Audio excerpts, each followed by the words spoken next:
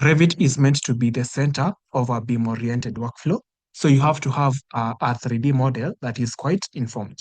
Okay. And by information, we are talking about the details that a particular member can store.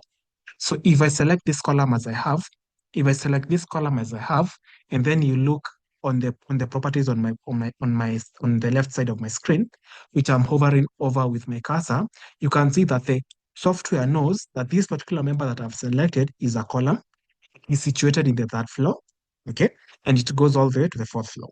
It gives you information with regards to the type of concrete used and also the rebar cover.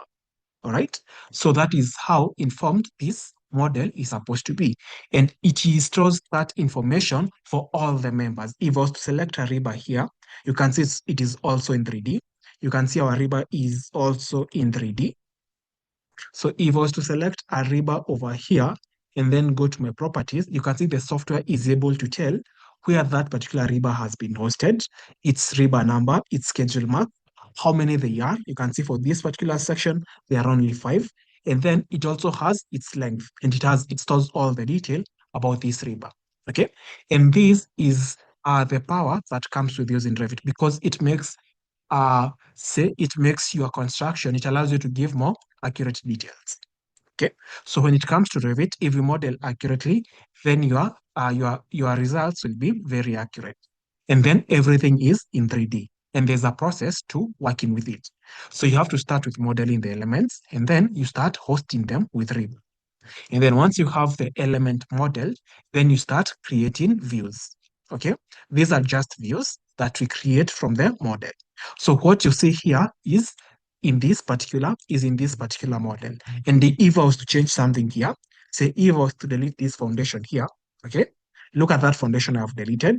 If I went to my if I went to my if I went to my plan, you're going to see that our foundation has been deleted. And that is how the software works. So yes, it requires you to be quite accurate. It requires you to put time while modeling, but it ensures everything stays coordinated and it reduces the amount of errors that you may have. Okay. And the other beauty is it makes some of the works a bit easier to do. For example, the tagging. You don't have to count any number of rebars manually. Once you model in the software, once you model rebar in the software is able to store that information. It's able to tell that engineer, say Alex, has specified that this particular footing has rebar spaced at 200 millimeters center to center. And from that piece of information, the software is able to count the number of rebar and use it in the schedule. So everything that you model here automatically goes to the schedules. Okay. And it makes those types of details a bit easier to do.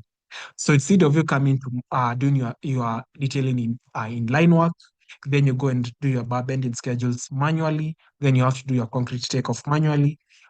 It's a lot of work for this time and age. So Revit does this. You have to be accurate during modeling, but if you are accurate during modeling, then you don't have to stress about the bar bending schedule.